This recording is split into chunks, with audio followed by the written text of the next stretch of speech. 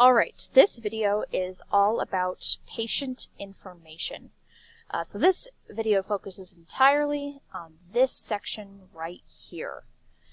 So the first thing we're going to go through with patient information, a lot of this is pretty self-explanatory, but I'll go through it quickly so just so you have a better understanding. Obviously, last name, first name here. Next section is address, city, state, postal code, cell phone number if they have, obviously a home phone or a work phone number. Feel free to put those in there. Email down here at the bottom. The sex of the patient as well as the status. That just means whether the patient is married or single.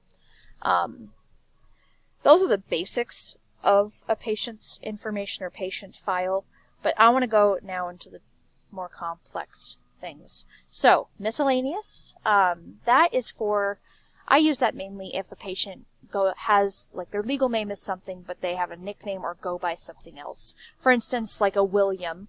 Sometimes a William will go by Bill. I'll mark in this miscellaneous box that the patient is called Bill. The next section I want to go through is this insurance box.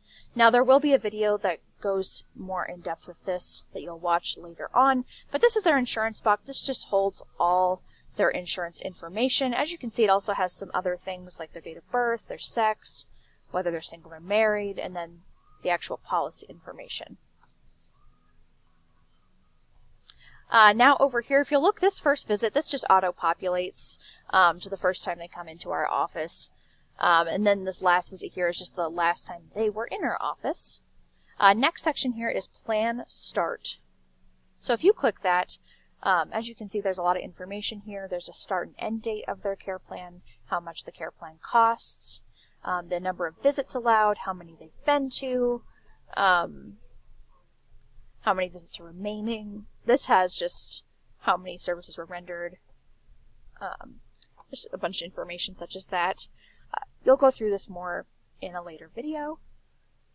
However, keep in mind that this only applies to patients that actually have a care plan set up.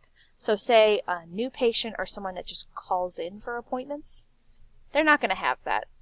So this is a brand new patient. They obviously don't have any information in, but a patient who calls in, they still don't have a plan start because this person calls and pays at time of service.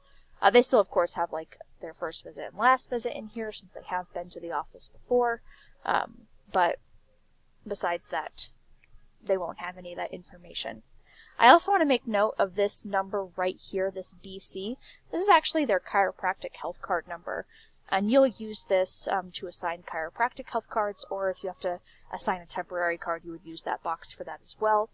This box right below Dr. Michael Thompson's name is their member number. That comes more into play when you get into SCED and setting SCED up for patients. Next section I want to go through on this is this reference. This is how the patient came to find us. So this is really important when it comes to like our statistics.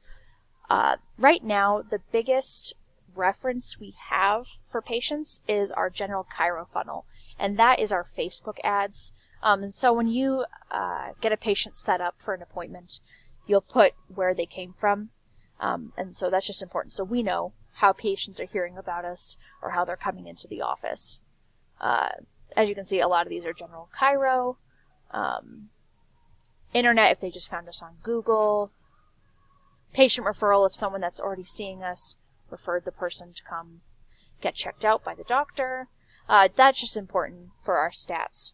But the final section I want to go through is this box right here. Now, we call this the gray box. That's just because before an update, this box used to be gray. It's not anymore, obviously. And this is all for patient notes. Some things you'll find in the patient's gray box is if they have insurance, their insurance information. For instance, this shows the patient's deductible, how much was met, their out-of-pocket maximum, what their insurance will cover once the deductible is met, and their visit limit. This also will have any important notes that we want to remember about the patient. This particular patient doesn't have a lot, but if you were to go to a different one, like if a patient is wanting to drop care, if a patient is having an issue, if a patient is postponing payments, or if a patient, like, any important information needs to be put into that gray box. So for a lot of these patients, like for instance this doctor's report here, this patient I put that this is how they came in, and if the patient signed, didn't sign on for care but was coming back in, I made note that the doctor had me set her up or him up for a follow-up.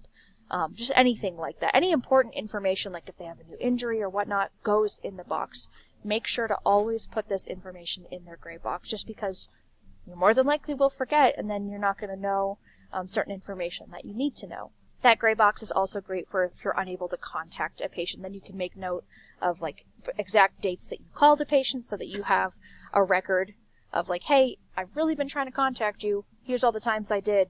Still couldn't get a hold of you. That's really important for patients who you have to send invoices to, or even send to collections. They will go into that more in depth in a different video. But again, the big takeaway: use the gray box, put down any notes or important information that the doctor has or that you have for the patient.